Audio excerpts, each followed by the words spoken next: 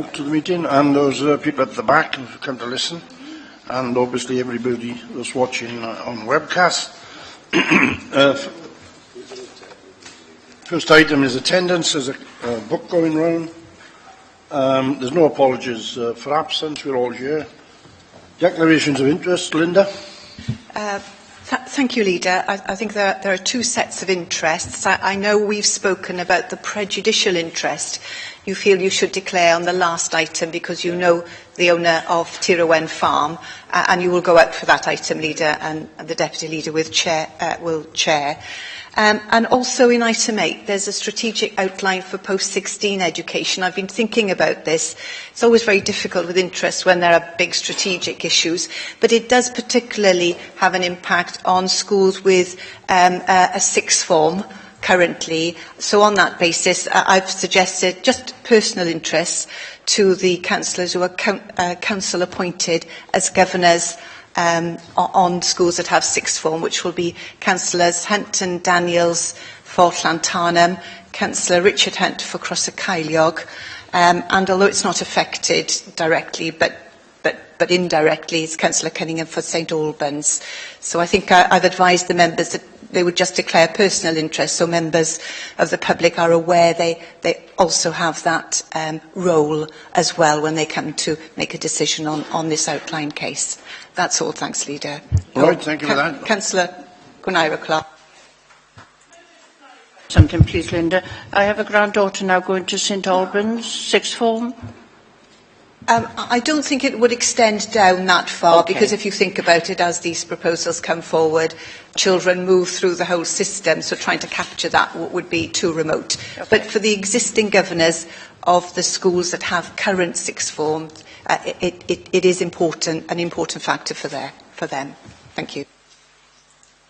Right, thanks for that then. On to agenda item 4, which is the minutes of the last meeting.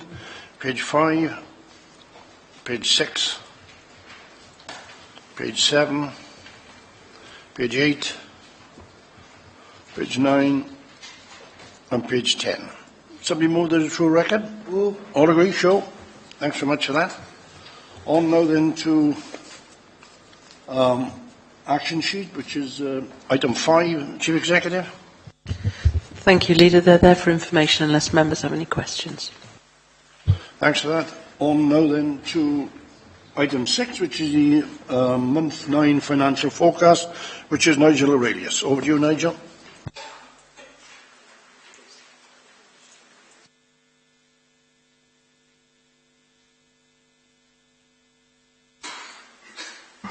Thank you, Leader. This is a routine and straightforward report on the monitoring position for the current year, and the key messages really capture it. We're now forecasting a very small underspend on the overall budget, which, if you think in the context of the 2014-15 budget and how difficult it was, that's a positive position. Social care and housing, they continue to show an improving position, and the forecast they gave last month, of expecting to come in at a small overspend of 389,000 still holds. You've got a table at 5.1 which indicates the position, and you've got some narrative on all services at 5.3. And as I say, we just need to remember the context in which this budget was set, which we felt at the time was the most difficult one. So, it's a pleasing position that our discipline still holds good. The capital budget is forecasting full spend against the budget. The reserves position is shown, and it shows a reducing contingency for the end of the current year, and I'll come on to that when I present the budget report. But general fund balance is falling, and so are the service-specific reserves are falling. And I make the final point in the key messages that we just need to maintain our discipline and try to strengthen our reserves as much as possible. But other than that, Leader, nothing any more on the report. Thanks for that. Any questions? Any comments on it?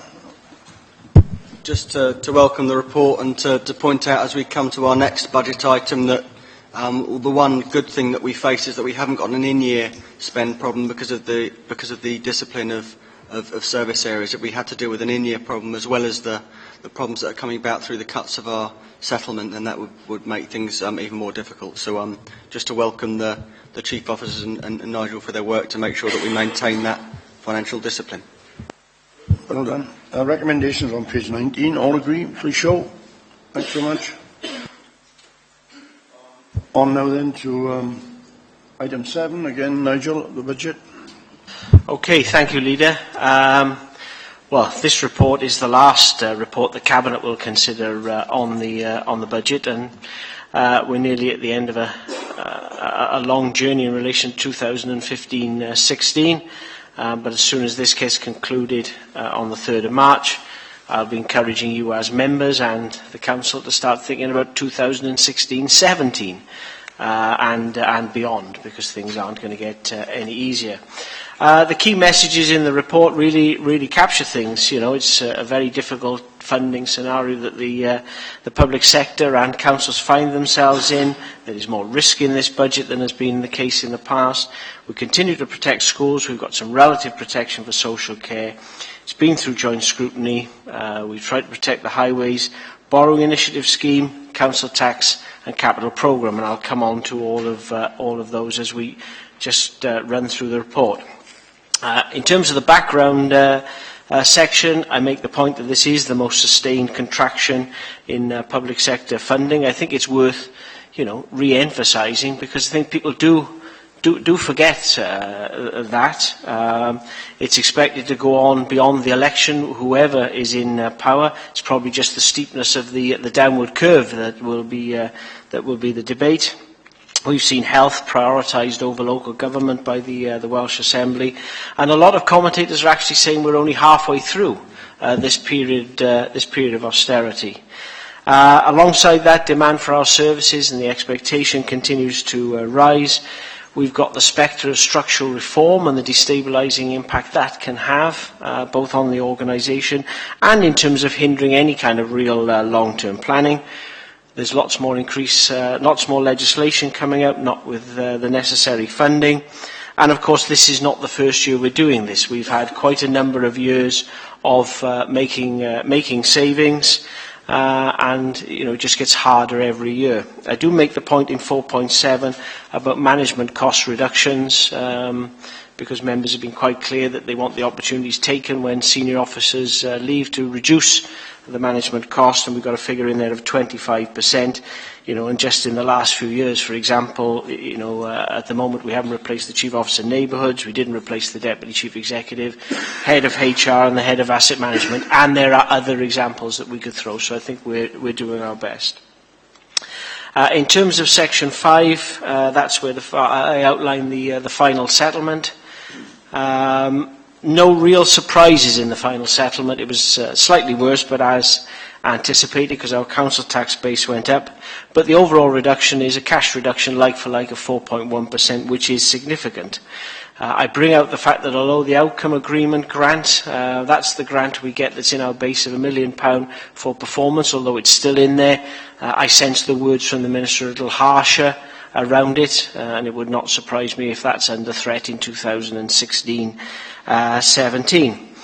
I bring out the issue of council tax in the context that it's still a matter for members' choice, but we have had a letter from the Minister indicating that he will use his powers if he considers an increase to be unreasonable, although he doesn't quote a figure of what unreasonable would be.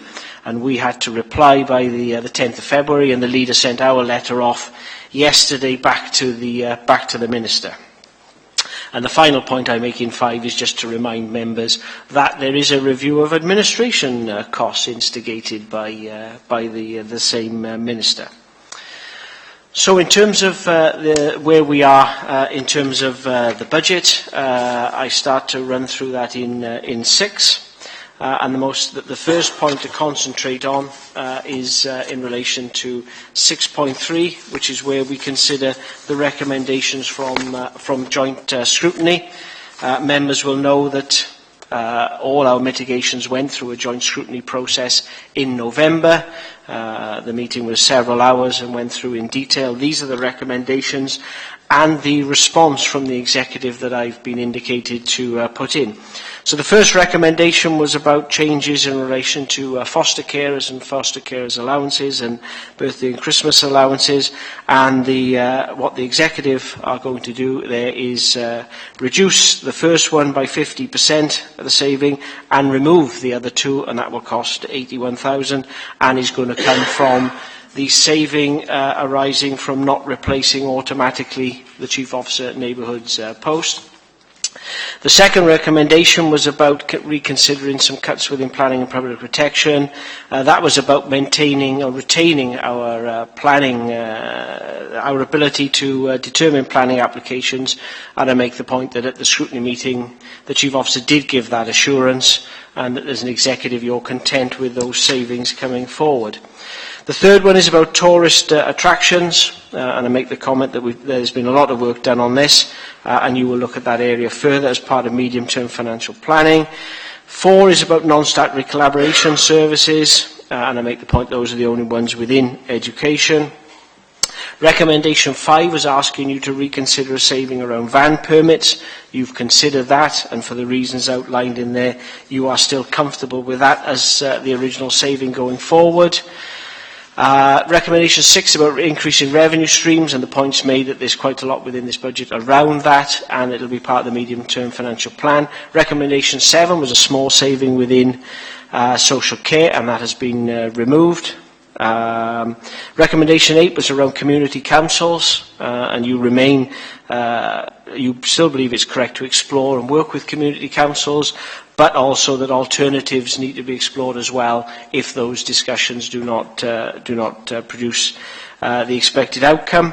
Recommendation 7 was about the Council's Learning Overview and Scrutiny Committee, taking a look and maintaining an interest in that particular savings, and you've just made the point that that's a matter for the Scrutiny Committee to determine its work programme, but you wouldn't have a problem. And the last 3 recommendations are just pointers for future years. So I think, we had, several hours, 4 or 5 hours in scrutiny, 12 recommendations, you've considered them, and a number of savings have changed as a direct result of that. So I think that can be fed back through the final budget process and through scrutiny. In paragraph 6.4, just want to make sure I'm keeping up. Paragraph 6.4 is a couple of issues that have arisen since as part of the balancing. The first one is around 2 social care investor save schemes that need to be regularised within the base budget, which have come up as part of the Policy Development Forum, the Duty Problem Family Focus Initiatives, which are important in allowing SU to manage demand effectively, so they're in the base. And the second one is about maintaining the Highways Borrowing Initiative scheme, even though Welsh Government have not put it in the final settlement. In 6.5, you've got the table which shows how all of this comes together, and I don't plan on going through that in detail. But in the paragraph, I make some important points that although we weren't able this year, we've protected schools, but that doesn't mean to say that schools don't have significant financial challenges, and I've referred to a couple of those in there, but we have protected schools. And although we haven't been able to protect social care to the level as in the past, they've still got a relative protection. Their reduction was 1.3%, which is very significant for social care, but I've listed the others there, which are over 4% and closer to 5%. So I think we're still trying to stay within our corporate plan, which is to protect social care and the vulnerable. The rest of the report, 6.6, I talk about the capital fees issue that particularly affects neighbourhoods as our capital programme reduces and centres on one main capital area, which is really 21st century schools, and the way we are managing that without impacting on the front line. 6.7 and 6.8 refer to some one-off funding required, particularly in communities and strategic services, around grant funding that is ending but then expected to restart in a different format, and we wouldn't be wanting to make people redundant and then need to re-employ their skills again, so it's bridging finance, and there's a small element of one-off within social care, which we're funding from reserves because it's one-off. In 6.9 you've got where we are at the moment on the Equalities Impact Assessment. 6.10 refers to the voluntary redundancy trawl and the numbers we've had and the numbers that have said yes, and now that the fact that we're working through that as chief officers, both from an affordability sense, both in a service and a financial sense. Which then takes us to paragraph 6.12, which is all around council tax. And within there, I reflect your policy steer that it will be an increase of 4.75% for 2015-16. I make the point that it's not correct to compare our rate of increase with the rate of inflation, because the inflationary demands on us are not driven by the national rate of inflation. It's more about demand for services. It is higher than previous, but it does reflect the difficulties we are now facing with our funding. It's not simply a case of being able to replace the loss of Welsh Government funding with an increase in council tax. And if it wasn't at that level, you would have had deeper cuts to services. The final point I make in there is that the council tax reduction scheme, which is the former council tax benefit, which now sits within our budget, is there to cushion those most in need. And I've given the numbers of people we assist in that way. In terms of capital, it's there for members' information and will feed into the final budget. But just making the point that it's 21st century schools that continues to dominate. But in the forthcoming year, 2015-16, we'll really see that take off with new schools and remodeled schools. And the financing plan that we put in place some time ago is holding good, and that is due to the discipline that members have shown in allowing receipts to be realised and holding them for your strategic priority of schools. And you've got a report coming up later on the agenda on the sale of County Hall, which is one of those capital receipts which will help. So the funding plan is holding good, and there are no barriers to delivering on our commitments.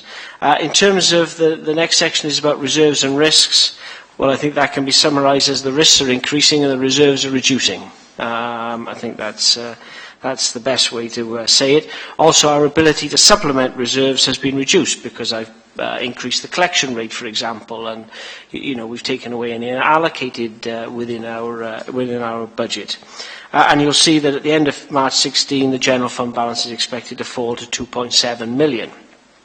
That excludes any potential changes we may make in relation to our minimum revenue provision, which will be the subject of audit committee next week, and then final council consideration, which would help in that area.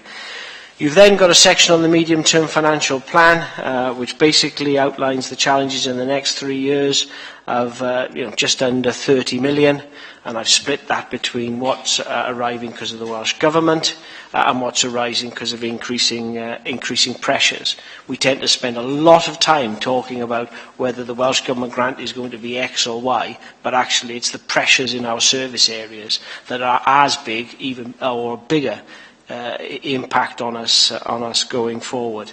So I don't have anything more to say on the report. In terms of the recommendations, recommendation 2 has to change slightly. Because I was ahead of myself. I don't think we're settling the 2016-17 budget. I think it's the 2015-16.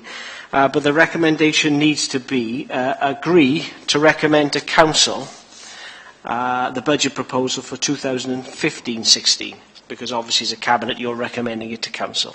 Thank you, Leader. Right, thanks, Nigel. Linda, we're okay with that. Thanks very much. Right, Anthony. Okay, thanks, Leader. First, I'd like to thank Nigel and all those who've contributed to this process, including his officers, other chief officers, Cabinet members and all the councillors who attended the Joint Scrutiny Committee on the budget. I think each year that goes by, that scrutiny process has improved and got sort of more in depth, and that's something as a Cabinet member I'm not afraid of. I quite welcome it, because I welcome the chance for all councillors to go through the budget as early as possible in the process to raise any issues of concern so that we can respond as an executive. Now, I won't try and repeat what Nigel said, because he's more of an expert than me, but I wanted to make some comments about the context we find ourselves in and draw out some key points from the report from a member's perspective. The challenge we face is plain to see from the statistics in the report. A 4.1% cut in our settlement, that's nearly £6 million less to spend on local services, And when you take into account rising demand and pressure on services, that means £10 million of savings are needed this year alone. One statistic stands out though. There are now £1.5 billion less to spend on public services in Wales than when David Cameron took office in 2010. That means big cuts for local services are inevitable. Faced with that tidal wave of cuts, the Welsh Government could only protect local government for so long. What I would say though to the Welsh Government is they must recognise the tide we are swimming against. Yes, councils aren't perfect, but the local services aren't under threat because of what councils have or haven't done, but because of a regressive government pulling the rug from under the funding public services rely on. We've not been sitting back and doing nothing over the last few years. We've made £40 million of savings by being more efficient, doing things differently and cutting the cost of administration and management. But those kind of savings have their limit. So budgets become more and more difficult to set, especially for anyone who values local services, believes in social justice and wants to protect the most vulnerable in our society. There are no easy answers. In the past, some councils have questioned why I make the budget so political. But when local services are being decimated and their very future being put into doubt by the choices of the UK government, I fail to see how it is not political. Because it doesn't have to be this way. We don't ask the earth. Even if we merely had to cope with a cash freeze in our settlement, which would still be a real terms cut, we'd be able to consider giving more protection to services the vulnerable rely on, like social care. We'd be able to consider freezing council tax for residents, and we'd be able to consider implementing living wage and other ways of giving the loyal staff who deliver services for us and for the public a better deal. But instead, thanks to the Tory UK government, we're forced to make the most of a bad situation and protect local services and the vulnerable as much as we can. Now this year we ran the most comprehensive listening process we've ever run as part of the budget process, both online and using the media and public meetings. That can be built on for future years and improved, but it's formed our deliberations ever since. People said at those meetings and on the tool that we offered online that they value schools, social care, highways and refuse collection most highly. We've listened and tried to give these areas relative protection. I think point 6.5 in the report draws that out. We've listened to the points made by joint scrutiny, responding to the recommendations at point 6.3 as Nigel ran through them. I'm not going to repeat doing that, but I think recommendation 1 is particularly worth drawing out because we've listened to what scrutiny have said and the concerns of members, and instead of removing the Christmas and holiday bonus, we've managed to reduce as opposed to remove it, and we've also removed the 2 savings measures that people had a concern about. Now this is an example of us using savings in senior management from not replacing the Chief Officer of Neighbourhood Services to protect frontline services and vulnerable people, as well as us taking forward constructive points made by scrutiny committees wherever possible. We've managed to honour the Welsh Government's pledge on protecting schools funding and also the capital programme previously agreed to safeguard spending on 21st century schools to deliver better schools for our young people, and that's mentioned at point 7.2. We've taken a number of corporate savings measures that sound quite dry, and we've also used our reserves to limit the amount of cuts needed from service areas as much as possible. However, I'd echo Nigel's point that reserves alone can't meet the funding gap. Our reserves are modest, decreasing, and necessary to deal with unforeseen events. Often the figures of reserves are sometimes drawn out by people out of context, but when you consider that we've got a budget of almost £170 million, the reserves would keep those services running for merely days. So they had to be looked at in that context, because people would never forgive us, quite rightly, if we weren't to have reserves and something unforeseen happened that we weren't then able to cover. We've looked at to cut the cost of senior management costs wherever possible, taking out a number of posts in recent years when the opportunity has arisen. That's drawn out in point 4.7, which I'm quite keen to draw attention to, because it's meant that the cost of senior management is now 25% lower than in previous years, meaning fewer cuts to services. Since Cabinet in December, we've also responded to new events and pressures, as outlined in 6.4, helping social care and housing retain 2 demand management schemes, and by assisting neighbourhood services to continue the borrowing scheme for road repairs, something that was also highlighted by the public as an area of concern. One other point I want to make is that we appreciate as members the impact of these continual cuts on our staff, who work hard to provide vital local services. They have faced repeated pay freezes or real-term pay cuts, and often have to work now in ever more pressurised environments, as staff numbers fall and demand rises. We want to continue to use our voluntary redundancy process and our profile reassignment and retraining scheme wherever possible to avoid compulsory redundancies. We'll work closely with trade unions wherever possible to address the difficulties caused by austerity. And it's got to be remembered at this point that most of the staff that work for the Council are very modestly paid I think our median pay is about £17,000. Often when public service staff or council staff are talked about in the media, they're sometimes portrayed as being highly paid, but the reality for most of our staff is certainly not the case. And I think it's worth us as members saying how much we appreciate the lengths they go to keep local services running, especially when things are as difficult as they are. The proposal is that council tax will rise by 4.75%. This equates to about 96 pence a week for a Band D household, or under £1 a week to help protect local services. Now, we understand as members this is difficult for hard-pressed residents, but without the money this brings in, more cuts and service closures would have been needed. Anyone who wants to oppose the rise in council tax in this chamber will have to therefore tell us where they would make another £2 million worth of cuts. It has to be remembered that council tax represents only about 13% of our income, so big cuts in our settlement, like the £6 million we've faced this year, can't be resolved just by council tax increases. To close, there's a real point here about the medium and long-term sustainability of local services should these cuts continue, especially in smaller councils. I think this is a major reason why we submitted an expression of interest in a voluntary merger, but it's also why I end by calling on national politicians to consider the cost of cuts to local services and the very fabric of our communities. Thank you very much for that, Andy. You couldn't have a more comprehensive overview for a politician that I know of. And it's good to see that he's up to speed with the executive member with the Nigel Riley as the man in charge of finance. Anybody else got any questions they want to? Yeah, go on. Yes, I certainly 100% support what Anthony has said, and I certainly support Nigel's budget. I've got to say that, for years and years, we were told that scrutiny wasn't really effective, but I've got to say this last couple of years when we've been faced with these budget cuts, scrutiny have really shown how effective it is. They've sat as joint scrutiny committees and met for hours and hours to ensure that the least effect is felt on the communities by the results of the cuts. And, my thanks go to them. One of the suggestions in Nigel's recommendations is that we still meet with the community councils. I know it's pretty late stage, they've all set their budgets. They've set their budgets already, but we've got a long history of working in partnership in the three of the towns in Torvine, and I strongly believe that if we meet in a spirit of partnership funding, that we can make headway. So, thank you. Thank you, Leo. Anybody else? Right, the recommendations is... Oh, sorry, Dave, I didn't see you. Apologise for that.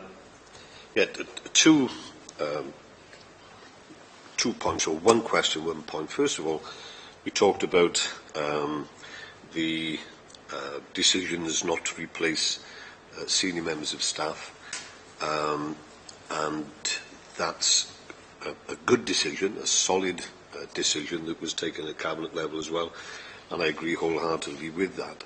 And I think it's something that we should be looking at seriously going forward as well, where it's applicable, because significant savings can be made.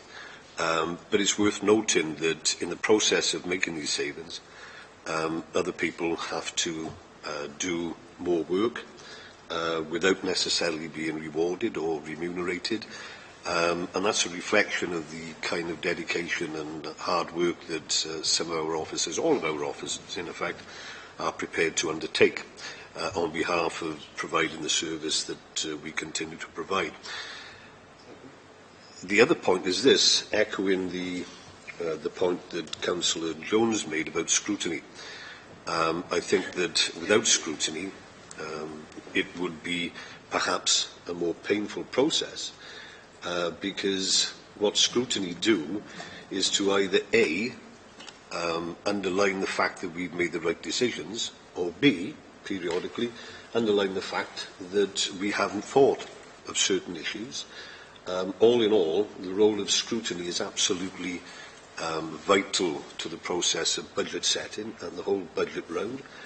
And I believe that it would be a far, far more difficult process for us to balance the pros and cons without the good work that's been done by scrutiny. And I think that scrutiny generally should be applauded, and certainly those officers that support scrutiny, because they're doing a marvellous job and never get any kind of recognition at all. And I think it's about time that was put on record. Right, thanks for that, Dave. Anybody else? If not, recommendations on page 40. All agree, show. Thanks very much. Thank you, Nige.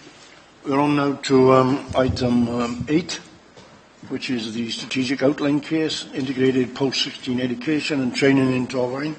And this is John Tush and Dermot, is it? Or both of you, joint act or one act? All right.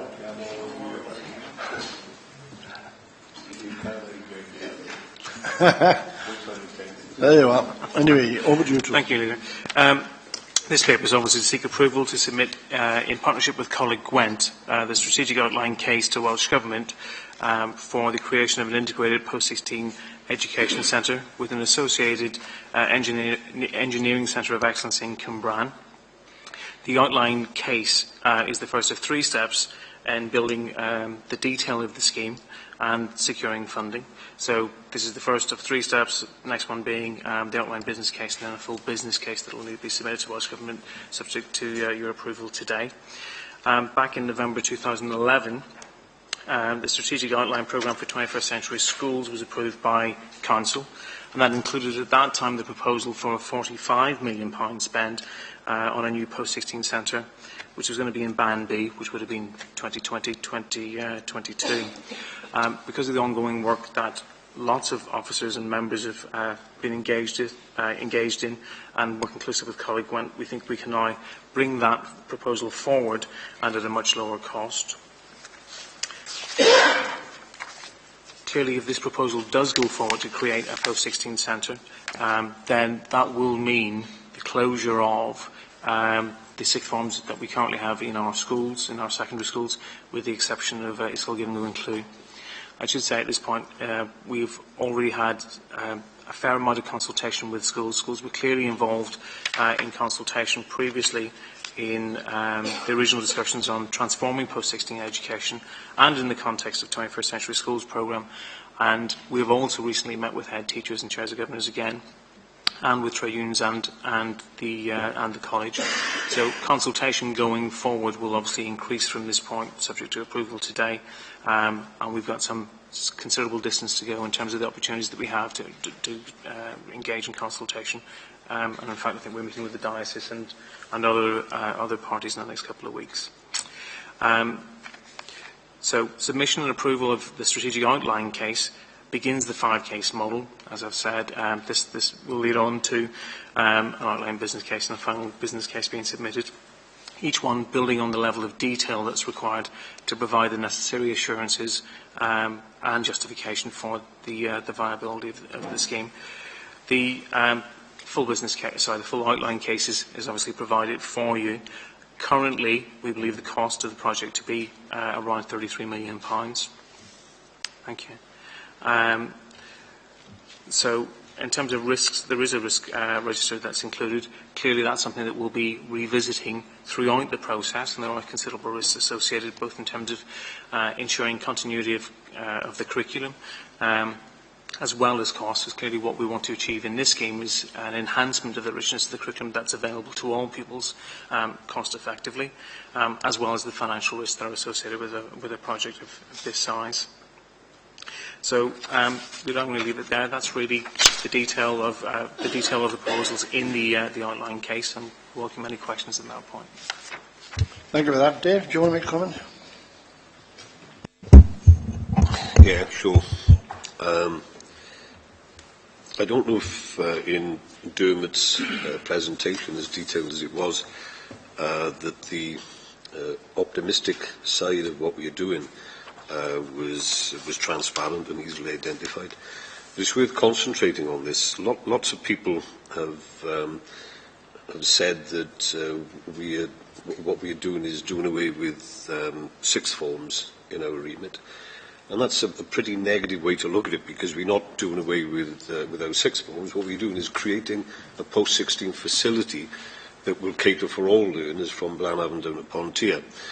Now, lots of you around the table who've been here for the last 10, 15, 20 years are well versed in the progress or lack of progress that's been made in this journey, and I don't think anybody would disagree that there is a necessity for what we consider to be an adequate provision of post-16 education that is accessible to all, because thus far that hasn't been the case. Now, I don't want to reintroduce the old notion of north and south divide, but the truth of it is, in the northern part of the borough, in fact from the north of the south of the borough up, if you like, there hasn't been for some considerable time what might be considered as an adequate provision of post-16 education. So rather than concentrate on the negatives, as some people might, and I can understand why they would, usually they come from people who are supportive of the current sixth forms that are in several of our schools. I can understand that, and I respect their arguments, because what they're doing is defending their own particular school. The local authority hasn't got that privilege to defend individual schools. What we have as a responsibility and a priority is to provide an all-encompassing post-16 facility that is accessible to everybody from Blanavon down to Pontier. Thus far, we can't claim that that is the case. This is an ideal opportunity for that, not only post-16 in the context of A-level provision and the academic route, but post-16 that covers a wide multitude of non-academic courses as well. Dermot mentioned in his presentation that there is this project, the project contains within it this element of an engineering school of excellence. But there are many, many other non-academic courses that will be on offer. It's my belief that this is long overdue. It's something that we all ought to grasp and push and argue, negotiate and fight for, because it is worth fighting for. This is the first step in that process, and I'm asking my fellow Cabinet members to support this unanimously, because without your support, then we can't take this any further. And it's important that we establish the starting point. Dermot is absolutely right that there is much work to be done. This isn't the end of it. This is the beginning of a long process that's likely to take a couple of years. But if all goes according to plan, if we get the approval here today, we can move to the next stage and then the stage after that. And it could very well be within 3-4 years' time, we will be opening this state-of-the-art post-16 facility that is long overdue and will allow everybody in our borough the same access to post-16 education that is currently only available to a small amount of people. Right, thanks for that, David.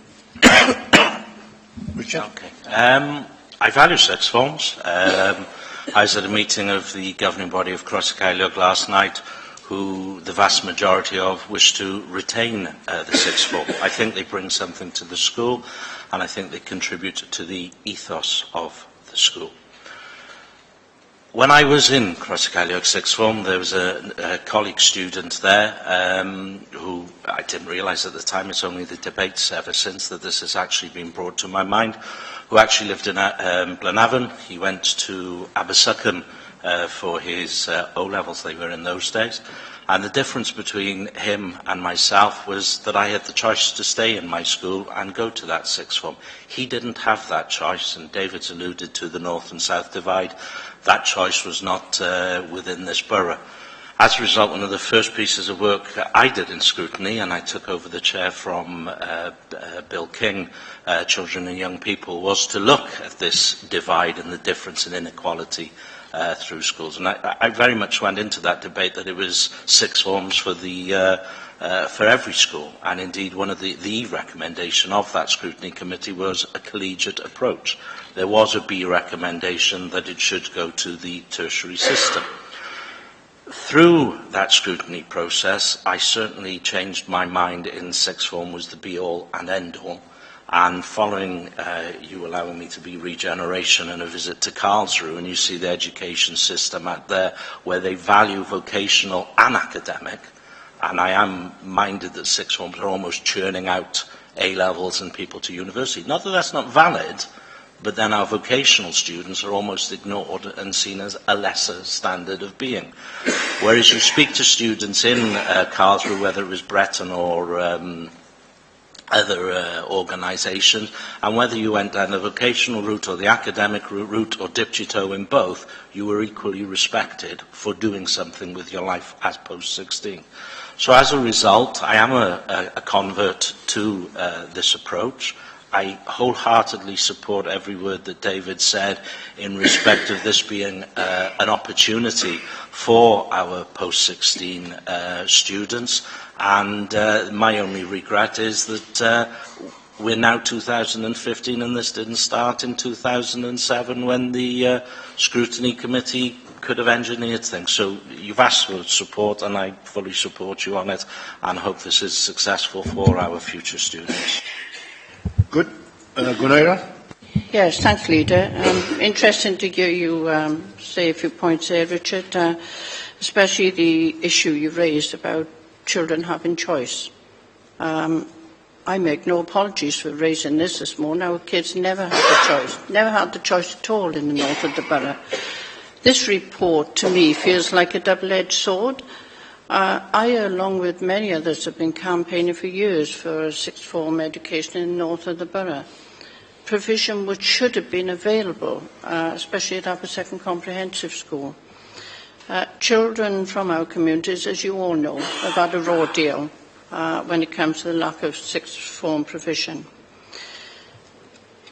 If, in supporting this case, and I've really had to wrestle with this, I just feel I would be sealing the fate of sixth form education provision in the north. However, I am going to support it, and the reason I'm going to do that is for children to be given, all of children in Torfaen, to be given the opportunity of a point of excellence. I've read the report, I read it and read it again, and I just hope that all children throughout the borough will realise the difficulty that I, for one, have had to face in supporting this morning. They might feel I've let down the children in the north, but taking the whole of the report, I feel that this is the only way, sensible way that we can go, and I will be supporting the report. Good. Lewis? Yes, I also support this report because, you know, I don't want to dwell in a north-south divide or anything like that, but the fact is, from Pontypool up, or from just from Cwmbran up, the only sixth form education available is via a medium of Welsh at Gwynthlew or via a faith-based school at St Albans. Now, I brought up two children and they both reached A-level status at Gwent College. Now, that's not been available for some time. Now, if this, and this is an ambitious project, let's not fool ourselves, it's an ambitious project involving the business sector as well as Gwent College and ourselves, but it'll be in a place that will be accessible by one bus journey. If it's coming from Blanavon, Bartig, whatever, Trevethyn, Bennigan, you can catch a bus directly into Cwmbran. And it's an ideal opportunity for A-level education for our students, and I give it my 100% support. Anthony? I'd just like to echo the comments of my colleagues, especially Councillor Yole. I think this isn't an easy thing, but we need to be bold to break the impasse that's survived for too long. I speak in this context as a member from the north of the borough, because of course the sixth form provision sort of ends as Councillor Jones said at the end of Cwmbran. This is simply, for me, whatever the difficulties, it's an issue of equity for our young people wherever they live in the borough. I'd like to thank Dermot, John, David and the officers for their work to get the costs down on this. That's been something that's beginning to bear fruit, and I welcome that. I'd like to end by saying I've been able to visit the post-16 centres in Blaenau Gwent and Merthyr Tydfil quite recently as part of a project to try and get people to apply to university. and the facilities there are excellent. And I spoke to governors of some of the previous schools that had sixth forms there, who said they had misgivings before they were built, but now they're bowled over by the opportunities that the new post-16 centre can offer them, by the range of courses, the curriculum that can be offered to the young people, and just by the facilities that are there that they never could have provided in single sixth forms, no matter how committed, how brilliant some of the people working in there are. So, you know, that's really sort of swung my opinion on this, and I just really want our young people in the borough to have that same opportunity. So let's go on and deliver it. Good. John? Yeah, I think we have to take a corporate decision on this, haven't we? You know, I take the point that David made about some comments that have been made, which are slightly negative, but we have to look at the overall picture, I think, on behalf of our pupils who want to get sixth form education. I don't subscribe to this north-south divide at all, and I never have, actually, because I was the product of someone from Cumbran village who had to travel to north to get a grammar school and a technical college education at the age of 11, because we never had anything in Cumbran. But it was there, that was the only opportunity I had, so I don't subscribe that there's a north and south divide. It's within the borough, and I totally support the proposals. Good. There you go. First of all, thank you very much. It's always gratifying when a project that you've been closely associated with finds fertile ground amongst your colleagues. I didn't expect anything different because talking to all of my colleagues over the last few months, I got the feel that generally and broadly speaking this was likely to be a goer. But a couple of points. Richard commented, I think, on this is long overdue. You're absolutely right, but I wouldn't want that to be seen as some kind of reflection on previous incumbents of this role, because I know that Mary Barnett, in her period of office, and more recently Brian Morby, have been equally frustrated at the lack of progress, and it's not from want of their effort, it's just because of extraneous forces and circumstances that have impinged on any kind of progress, and things have been knocked on the head at the last minute and so on and so forth. I don't want to rehearse those arguments, we all appreciate them, but I'd like that for the record, that this isn't something that has suddenly appeared in a progressive and successful mode, because that would not be the case. It's just that coincidentally the progress that's being made seems to have started at about the time that I took over. I claim no great credit for that. Moving on to Gwenaira. You're absolutely right. It would be the perfect solution to post-16 if every little community within our remit had its own sixth form. One of the unfortunate facts of life that we have to live with, however, is that the notion of sixth forms in schools is something that's anathema to the Wales Assembly Government. They don't want sixth forms. They're only prepared to play ball if we look in earnest at a tertiary model. And this is the principal reason why we're going down this route. I think both Dermot and John Tushenham would attest to the truth of this. One of the first things I raised as an issue when I took over this role was, what are we doing in terms of sixth form provision, post-16 provision? My big beef was that there is no sixth form provision, and I don't care how we get it, how it manifests itself, let's do it. And I was told in no uncertain terms is you better go and bite the backsides of the people of Welsh Assembly Government, because it's they who are dictating the protocols here, and it's tertiary they want, not sixth forms. So that's where we are with that. It's impossible to get sixth forms in Aberystwyth because principally the Wales Assembly Government are not interested in sixth forms, full stop. Lewis, you're absolutely right in terms of it's a lot easier to travel from Blanavon on one bus to Combran, and particularly when the prize at the end of it is so all singing and all dancing, than it is to do the dog leg of coming from Blanavon or Aberystwyth and down to Pontypool, then over to Evervale or Cross Keys, and then the return journey back. And what that's brought into sharp relief is this notion of how many kids at the age of 16 have we lost to the education system who maybe done very, very well at GCSEs, got a whole raft load of GCSEs that they could walk into any A-level course, and perhaps the indicators were that they would do equally well at A-level and then go on to get into a good university of their choice. But at the age of 16, kids are only 16 no matter how bright they are, and if they wake up at 6:30 on a cold, frosty morning in Blanavon and contemplate the journey down to Pontypool, then over to Ebbw they're going to roll over and say perhaps not. And there's a cohort of kids that we have lost. There's no doubt in my mind about that. Lost to the education system, and ultimately a loss to our community as well, because they could have brought their experience, skills, qualifications back into our borough.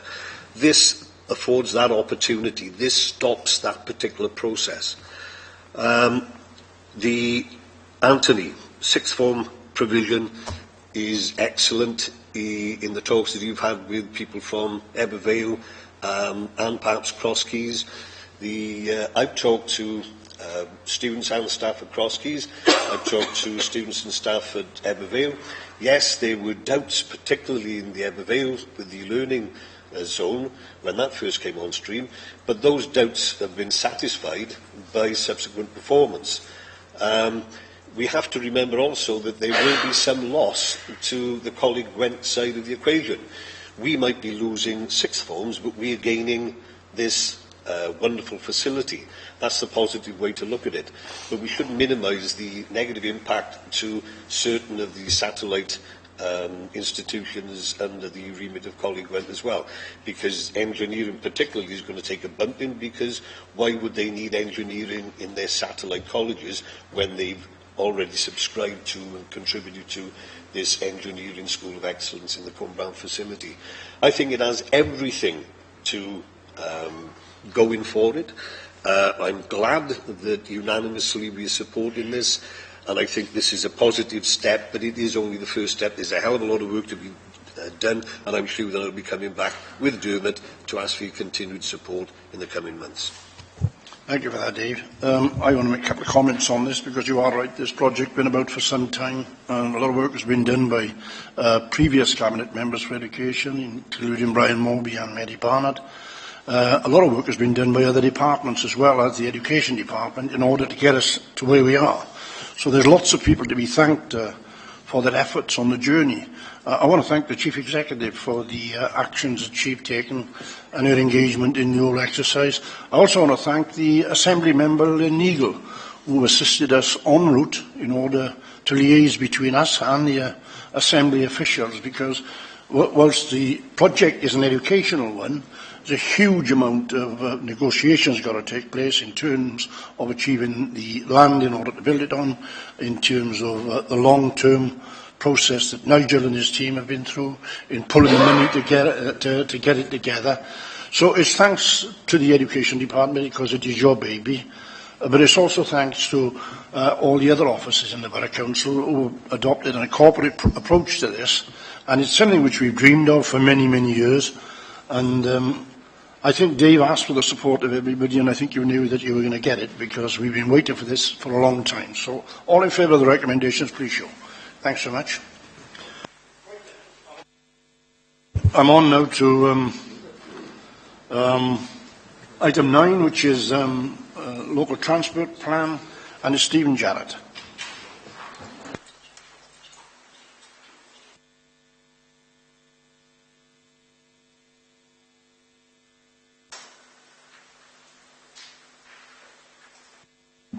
Thank you, Leader. Yes, this is a report for Cabinet to note the content of the report and note that we've submitted a draft local transport plan to Welsh Government for their approval. The key messages are there. Welsh Government requires all local authorities in Wales to produce a local transport plan.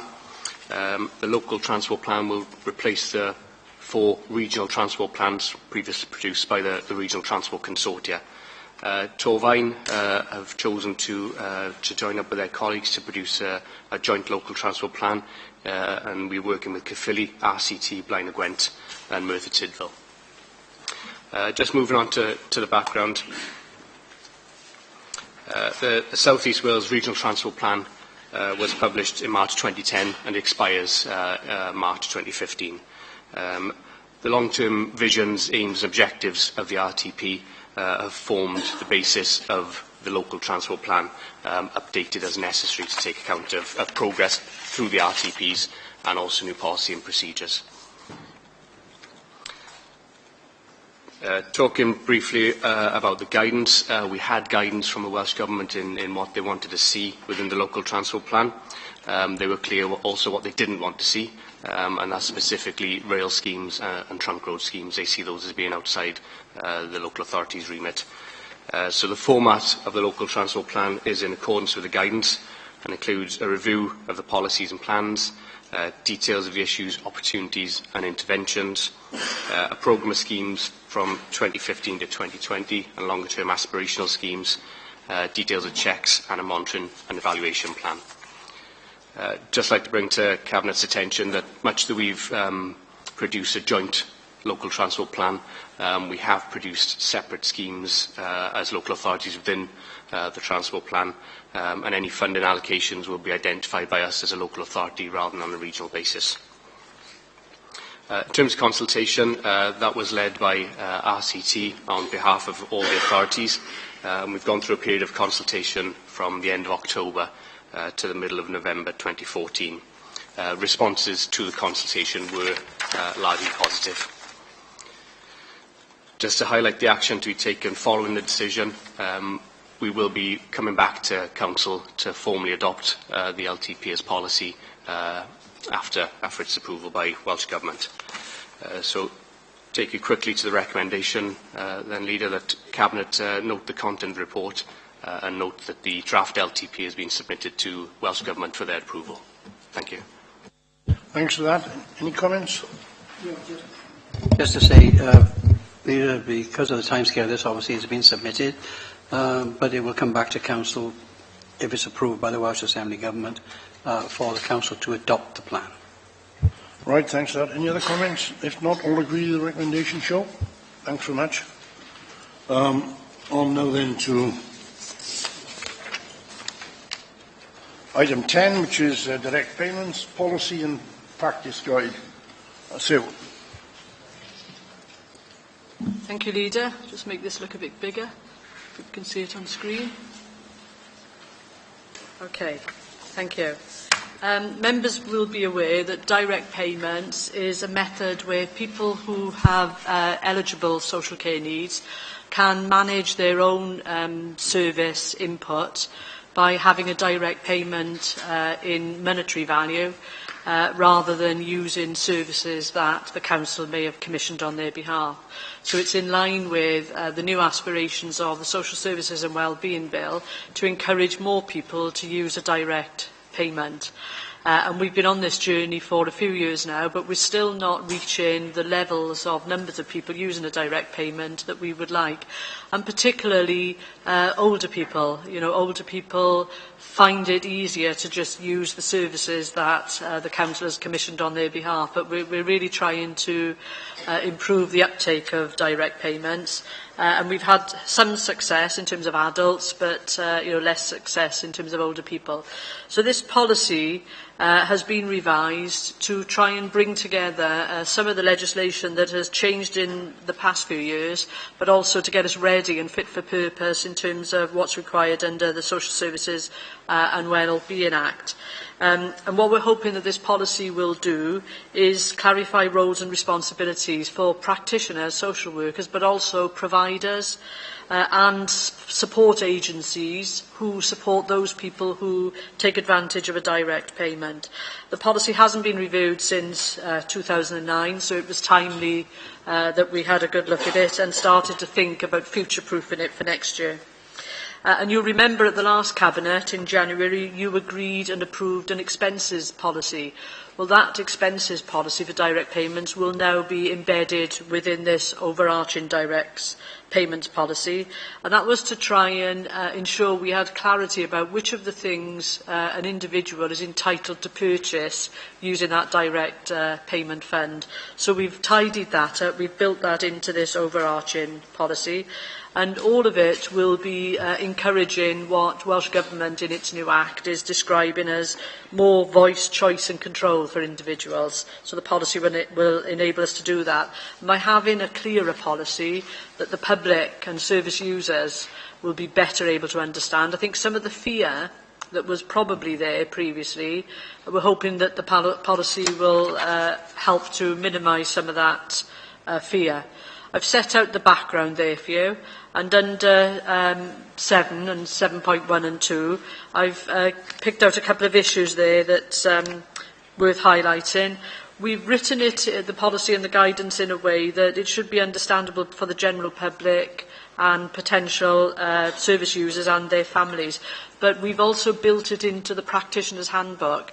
That's a handbook for every professional that we employ. We've got 2, one for children's services, one for adults, so that everyone knows what is the policy on a whole range of arrangements, all of our statutory responsibilities within social care. So that will be built in. We've consulted the author of the policy, Zoe Williams, has consulted widely with colleagues across Wales, with Welsh Government. She chairs a national direct payments working group, so we're trying to make sure we've got best practice from across Wales. And we've also consulted with our existing direct payment support service provider. So again, we've got a feel from them on would this policy be workable from their point of view, and we've had good feedback on that. So it's been well researched, consulted on widely, and as I'm saying there at 9.1.8, it should make it easier for partners and the public to understand what is a direct payment, how do you use it, and how do you get the best benefit out of it.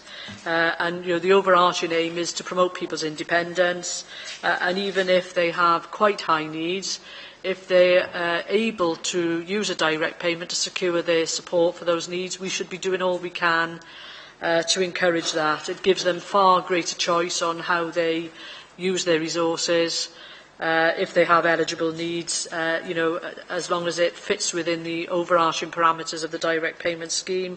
And we monitor how well that spend is used to meet their outcomes and their wellbeing needs. But we want to encourage more people to do it. So we think by making this a bit more clearer, bringing a lot of bits of guidance into one document, makes it easier for practitioners and for potential service users.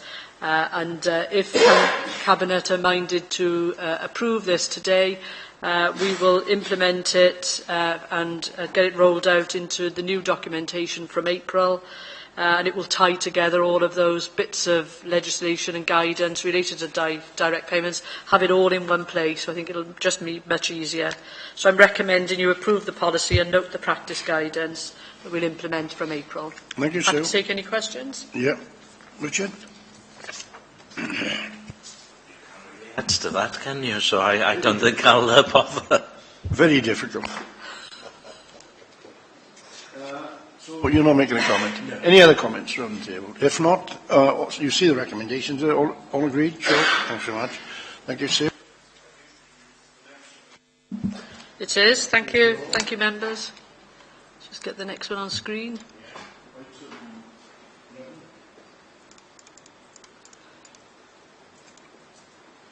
Again, I'll make it a bit larger for members to see on screen. Okay. This is a Torfaen equipment policy, but the other 4 local authorities in the region are also making similar presentations to their cabinets for this to be agreed as well. You'll be aware that for several years now we've been in a collaborative arrangement for the assessment, provision and commissioning of equipment in the Gwent area known as GWISIS. And that's formally established under what's called a Section 33, so a pooled fund arrangement. And that service has been in place for probably 6 or 7 years now. And each year we try and make sure we think about service developments that will improve the service to our residents. So what this paper is bringing to your attention today is during those reviews in the recent 18 months, what's become evident is we've got different approaches in terms of how we provide equipment for those people who live in a residential care home or a nursing care home. So this is trying to consolidate that so that we're all the same across Gwent. And what we're proposing is that we will no longer supply and maintain equipment in a residential and nursing home because it's already built in as a requirement under the registration with CSSIW and built into our contracts. So we've been generous, if you like, over the last so many years in providing that for individuals. And what we're saying is we will no longer supply and maintain equipment. It is part of their duties anyway. But we're not going to take back the equipment that they've already got in homes that we've supplied. And there are many hundreds of thousands of pounds worth of equipment that we've already made available to care homes right across Gwent. And we're not thinking about taking those back. But any of them that require ongoing maintenance, and some of them, especially if they have move-in parts or they're quite technical in nature, they're subject to a range of health and safety requirements that I've reflected in the report there. That responsibility for that maintenance and upgrade will firmly lie with the providers rather than the local authorities. That will be spelt out. There'll be no change to the provision of equipment to help people with mobility and aids to daily living in terms of if they're living in their own home. That will stay the same. And this will bring us more in line with changes again under the Social Services and Wellbeing Act and the other supporting act, regulation and inspection. And that's going to be much clearer in terms of what are providers' responsibilities. So there'll be much more focus on, instead of the Commissioner being responsible for the quality of services and the delivery of services, we'll be regulated and inspected in terms of our commissioning function, and there'll be a stronger emphasis on the actual providers themselves.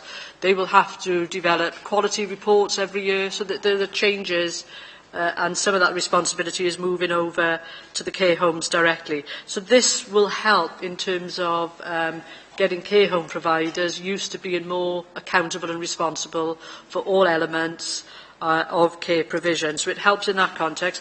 But there's also a financial advantage, because when we enter into the Section 33 agreement, the way that the costs are apportioned is relative to activity. So whatever we commission for our local population, that is weighted in terms of the proportionate share you pay into the pool. So if we reduce our activity in terms of how much equipment we purchase through Gwysis or distribute through Gwysis, our complementary contribution to the pooled fund reduces. So it's better in terms of putting the responsibility back to the providers for providing those that equipment, and there's a financial advantage to doing that as well. The other disadvantage Torfaen has relative to others is we don't have any in-house residential care. And for those boroughs that do, they were almost at an advantage by having all of that equipment funded through Gwysis without any compensation for the fact they were using far more equipment than other boroughs without that care home. So that's the changes that we're proposing, and again everyone in Gwent is doing the same thing so that we're consistent. It's in line with new requirements under the Act. It will be clear to providers what they're responsible for, and there will be an efficiency. And you'll see from the report that we've got a caveat in there. We will always have to have a caveat. So if somebody in a care home has extraordinary needs, that has to have some specialist bespoke equipment that isn't available off the shelf, we will allow arrangements for that to be purchased, but it wouldn't be purchased through Gwysis. Each local authority would purchase that within their own community care budget arrangements, and that is in place now for anyone who has needs over and above what would you expect to be the normal equipment needs. We've got that in at the moment. So we've always got that safety net there. If a provider made a case for somebody with particularly high needs that couldn't be met through the usual equipment, it should help with that. So hopefully you understand the rationale why we're doing this, and it's to be more consistent, more in line with others, getting providers ready for their responsibilities from next April, and there will be a financial advantage as well for Torfaen. happy to take any questions. Thank you, Sue. Any questions? John? I just said, Sue, this was part, in Torwine particularly, because we've got no residential zone, this was part of the contractual agreement then with these organisations that they do supply their own equipment. That's right. But in the past, we've been supplying it anyway. That's right. And We've been generous. And, yeah, and indeed. it's been historic. They know it's coming then, do they? That's right. Or they should know it's coming because coming. they probably thought it was their birthday That's and they were getting all this equipment for nothing. But in terms of other authorities who have residential homes, we were certainly at a financial disadvantage where they were having their equipment supplied to their from Gwysis. And we were as well, but we were supplying people we shouldn't have been supplying them to. Is that right? Well, it's a choice, isn't it, for the local authority in terms of what you provide over and above what's set out in your contract. But we've checked our contract and it clearly states in there to meet equipment needs and all the care needs that an individual requires. So we've been generous, so have other local authorities, but obviously times are different now. And new expectations under the Act from next April in terms of provider responsibilities support this change in direction. But, you know, an awful lot of the equipment is already there. We've already supplied it. There's hundreds of thousands of pounds worth. So we're not taking that away, but when that needs replacing, obviously the providers will be expected to replace that. Right, anybody else? If not, you see the recommendation. Show, please. Thanks very much, Sue. The next item is item 12, which is Victor, and it's about the disposal of County Hall.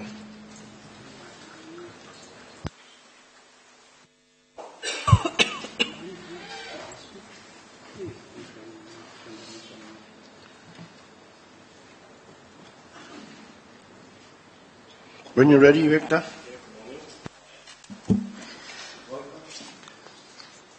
The report is about the disposal of the former County Hall site. Normally when we bring a report like this, we typically bring it with one figure, the highest offer that's been received, but as you will have seen from the report, this is a little bit different. And part of the reason why that is the case is because when we asked for offers, we asked the offers to be submitted on three scenarios on affordable housing. This was to reflect the cost that was incurred in demolishing the County Hall building, about 1.7 million. And when you have a massive abnormal cost like that, typically any landowner wants that reflected adjusted against the planning gain. And in mentioning any landowner, I'm alluding to more to Monmouthshire County Council, who are our joint owners on this site. So the actual amount of affordable housing that will go on the site will be determined through the planning process. That will make it transparent, and Monmouthshire will be able to see that it's been determined through a process that would have applied equally to any landowner. So the figures that we have two sets of figures within the report, one for 20%, one for 30%.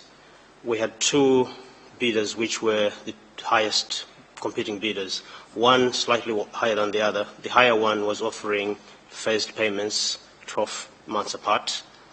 We did explore that offer in some detail, especially to see what sort of security we would have for the deferred payment. And having gone through the due diligence, we did not feel that the security being offered for the deferred payment was sufficient for us to be able to recommend that offer to members. So we're actually recommending an offer that was slightly lower, but which offers the full amount upfront from a developer that has got a set track record, and we most certain that the money would be received and would have the complication of having to repossess a site which has been partly developed and then actually in the long run end up with a low amount. So we're recommending the bid that's offering at 20% 4.577 million and at 30% 3.41 million. As I say, the actual amount will be determined in due course. Our share of whatever the eventual amount would be 50% of that amount. Recommending at paragraph 12 that Asset and Legal Asset Management sectors be allowed to progress that offer and negotiate the details, and anything that requires further approval from be referred to the Executive Member for Resources. Thank you. Thank you for that, Victor. Anthony? I'd like to thank Victor and colleagues in legal for their diligent work on this. I have to say I agree with the judgment there that the balance between these two was a slightly higher bid over 2 instalments, one which was after completion, against a slightly lower bid in 1 instalment. And you know, I'd support the judgment that the better offer to take is the 1 instalment. The other thing I'd like to say on this is we have to remember this money is already assigned to 21st century schools, so it's not an unexpected windfall. It's something we've planned based on to help deliver modern, up-to-date schools for our young people. Just those 2 points. Good. Any other comments? If not, all agree the recommendation, Shaw. Thanks very much. Now then, the next item I can't stay for because I know some of the participants, and so I'll leave and I won't come back just to shut the meeting, so I'll bid you good day.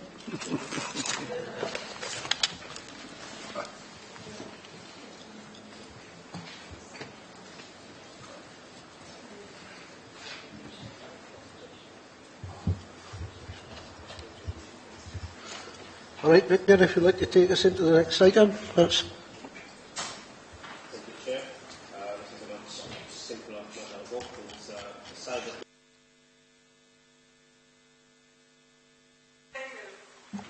Apologies.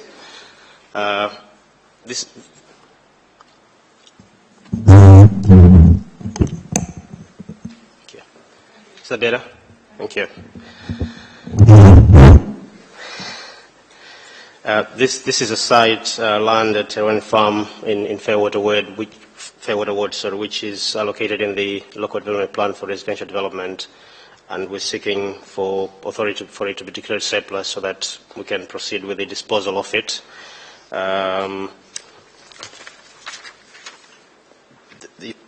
Obviously, after we've had the offers in due course, they'll go through the same process we've done for County Hall.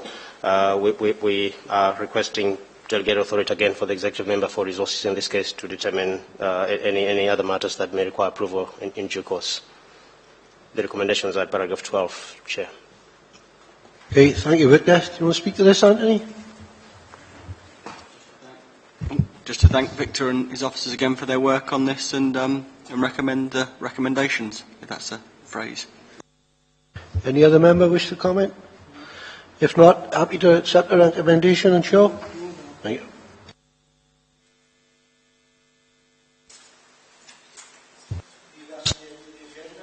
Call the meeting to an end. Thank you.